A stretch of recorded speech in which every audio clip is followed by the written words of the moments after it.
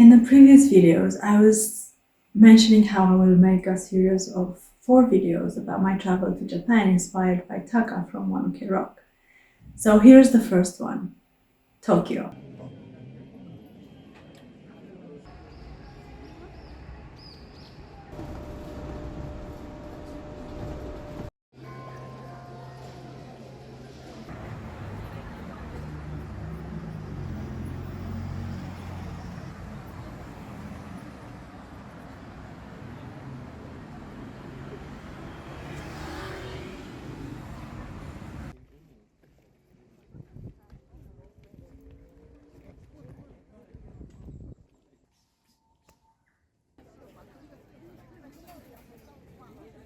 From the very beginning, this whole journey felt guided by grace.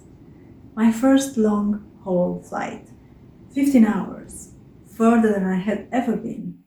The plane was only half full, and I found myself with 4 chairs free right next to me, like a small cocoon prepared just for me. The size of the plane impressed me, but even more so did the friendliness of the staff, mostly Japanese, fluent in English and also other languages, being so caring and so real. I'm super grateful for the tech in this kind of planes that provides just the right amount of overview in a physical to entice subtle perception of the wider space. I felt like a little country girl coming to the city for the first time. I'm just used to, I've never been further away than Europe. Like my only flights were within Europe. So flying over Altai mountains and Mongolia was the most touching part of the already impressive flight that was expanding my perspective from just one continent to planetary awareness.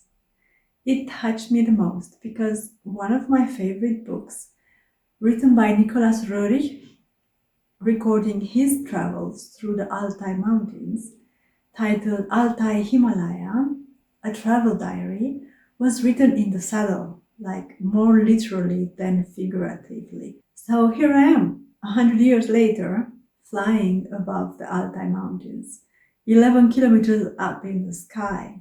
And from here, they look like wrinkles on the skin of the earth. At Narita, my friend was waiting for me. He's Japanese, but he's fluent not only in English and Spanish, but Romanian too, my native language. And to be greeted by a Japanese in Romanian with the assurance, go and do whatever you want in Japan. If they need me for anything, call me. And then to continue sharing my experience throughout my Japan trip with him in Romanian, that was already bridging the gaps and paving my feeling of home in ways I did not consider before. While driving towards Yokohama from the airport, he surprised me by playing One Ok Rock.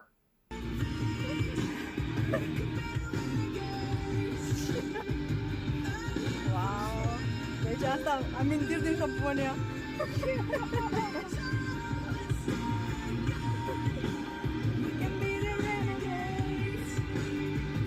It felt surreal to hear Taka's voice, the pull that had made me travel to Japan in the first place.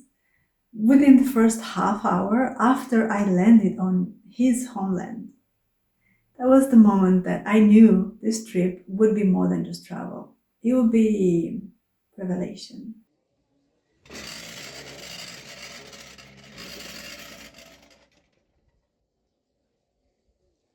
Tokyo welcomed me with its contradictions. Inside my friend's tiny apartment, I had to retrain my body to move without bumping into everything. The first 3 days were mostly about this adjusting, especially the jet lag. For the first time in my life, and yet it didn't really feel so different from my own usual chaotic sleep schedule. What struck me instead was the vividness of life spilling everywhere.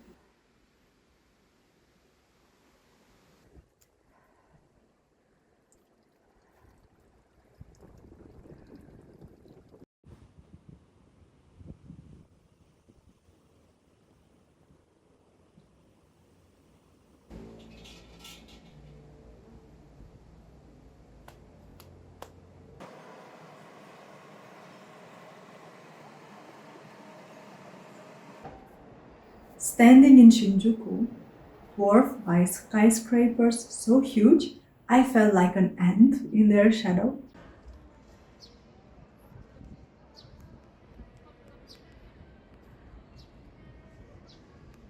Walking through the colorful and loud Shibuya at night, observing drunk youth on the streets, I didn't explore the wild night I had heard so much about, since I had already lived my share of that back in college years, getting drunk, partying, numbing my body in the attempt to free the mind, only to wake up with a hangover the next day.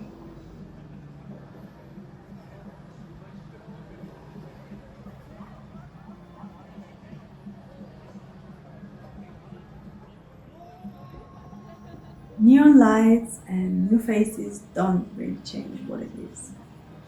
But just above that, there's Miyashita Park, a rooftop terrace. It was filled with teenagers gathered after school, and that was different. I was impressed by the numerous couples of students in school uniforms that I saw everywhere. I love to see the playfulness and joy of the girls and the seriousness and care of the guys who took those girls out for those dates. I have heard of Japanese no PDA street behavior, and it was actually refreshing to see simple gestures of affection. A look, a hand held a little bit longer, a laugh shared. It was enough to carry the whole atmosphere. It was purity of love in its first innocence, the emotion of discovery, the joy of just cuddling, the simple delight of being together.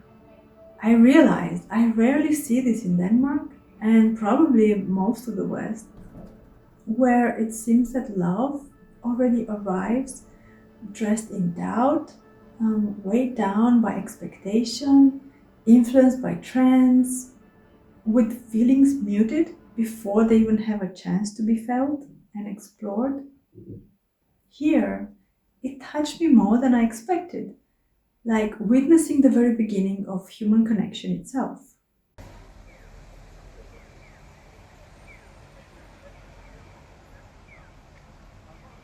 How do we return to this initial purity in our own relationships? Not gullible naivety, but this conscious innocence, that rare quality of the soul that can see through fresh eyes again, that chooses wonder over cynicism.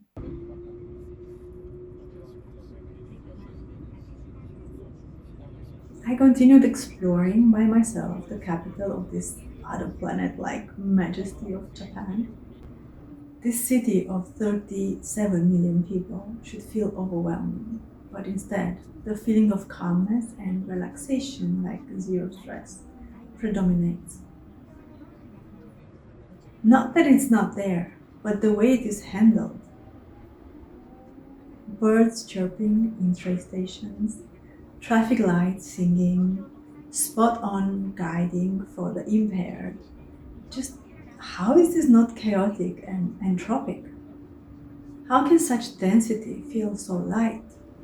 How can order live so naturally within chaos? And the streets smell of flowers everywhere. Are they spraying something? Because the flowers and nature are mostly decoration here to soften the concrete layers of roads and buildings.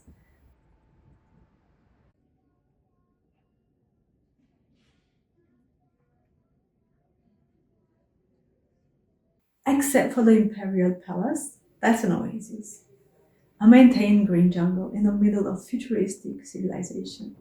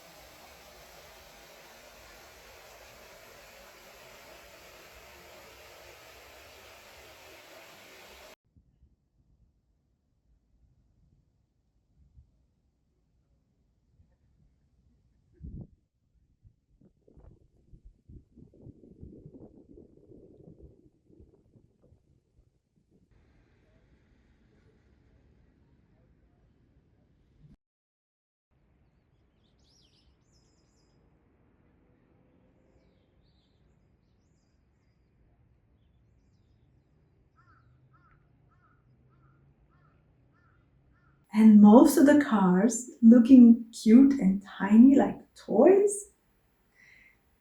It dawned on me that the fierce and fiery Japanese spirit has this balancing side that developed as kawaii culture.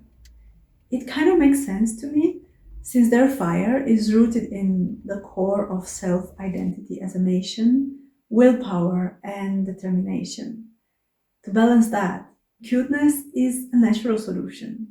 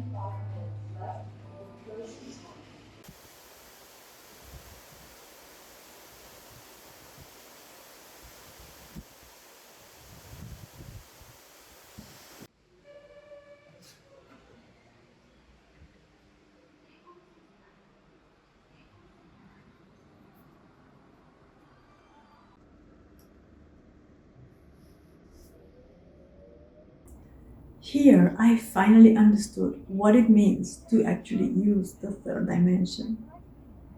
And still, Google Maps knows exactly where to guide me without error. How is that even possible in this seeming entanglement?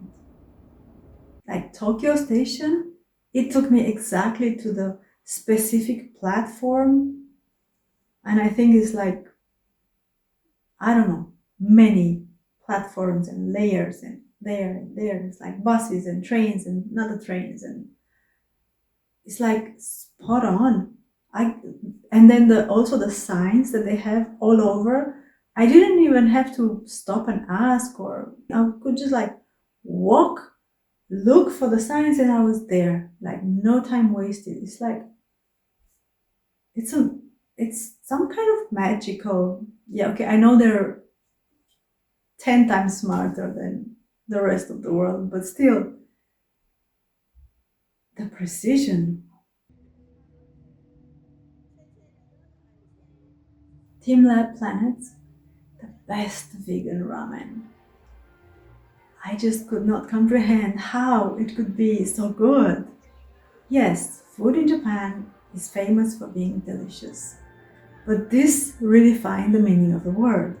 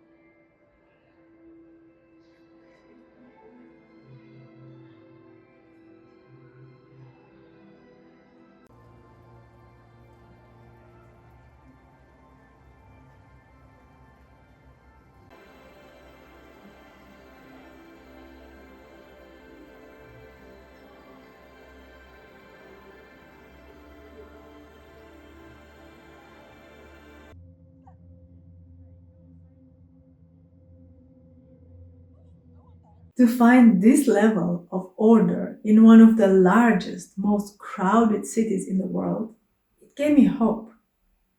Hope that our world can make it further. Japan feels like it's already 100 years ahead, at least. I understood it is their mentality of prioritizing the whole over the individual that can make this happen. While in the West, it's the opposite. The level of individual comfort and importance over the wellness of the entire community is one of the reasons many European countries do not thrive. Actually, it's just the West, not just Europe. It's just how, I think there's a difference between the East and the West. I've lived in Denmark for almost 20 years.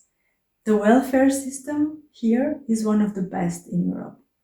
I love Denmark for being neat and simple and well connected.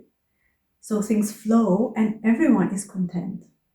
And yet, Japan struck me as another level of flow. Way, way next level.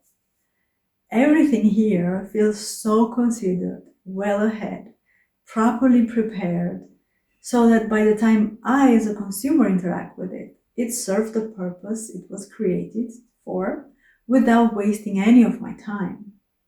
I feel supported, nourished. I get the best quality possible from that, whatever that product is or service, so that I can carry on without disruption, energized even. It made me want to be part of that way of doing things, to contribute to keeping this flow alive. It's highly educational, it's inspiring for the Western mentality.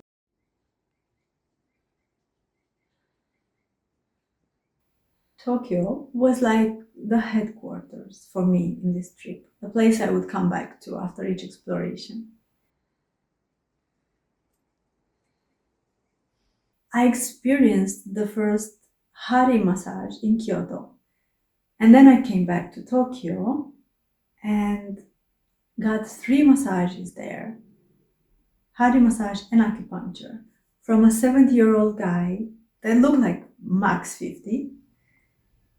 And he was surprised to see me at his door suddenly, without appointment, because he was not advertising his business.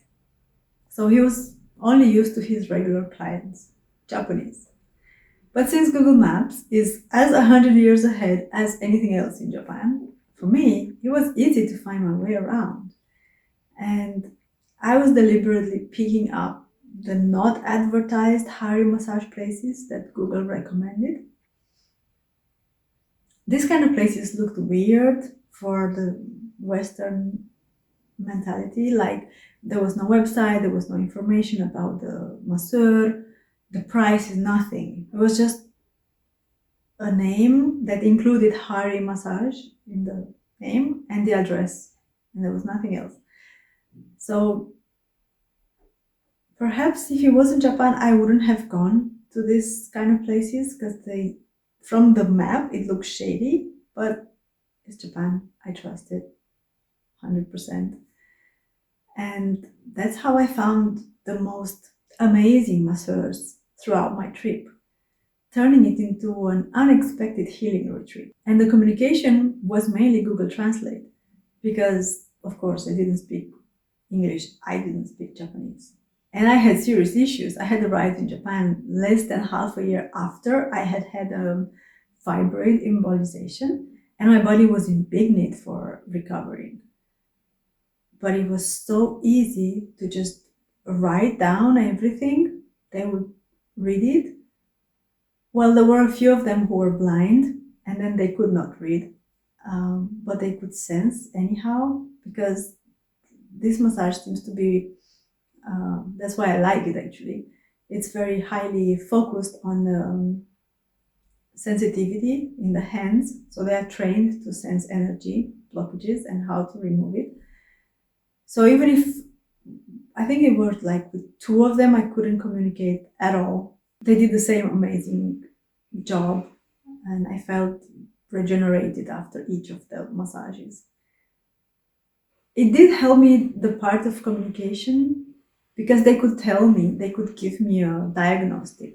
They could tell me which organs and what meridians are blocked or misaligned and what I should work on. It's amazing. It's such an amazing, the fact that they even have this mix of energetic massage, physical energetic, like on points, like pressure points massage with acupuncture. Yeah. The masseur in Tokyo, Mr. Osaki, said that the fact that I was a tourist and found him like that was fate, was destiny. So he promised he would do everything he could to help me recover. And his massages were really, really good. His English was not so good, but his heart and willingness to connect were 100%. And this is what impressed me the most in Japan, all over Japan. A top-level blending of high technology and human heart.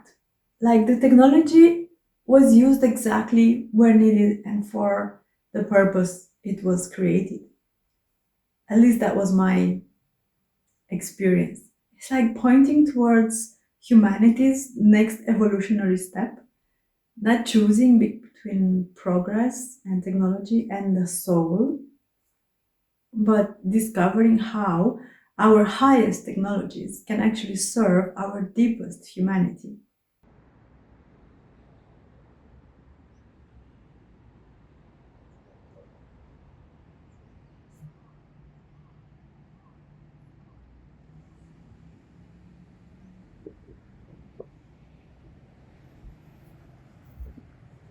What would our cities, our relationships, our work look like if we design them from this integrated consciousness.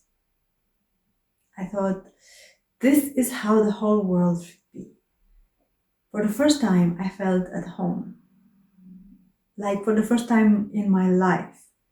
Because I've not felt home in Denmark.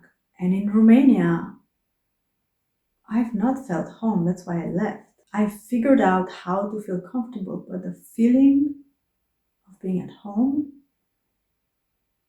mysteriously, I felt it for the first time in Japan. And it wasn't because I belong to Japan, but because Japan belongs to a possibility of humanity I had always longed for.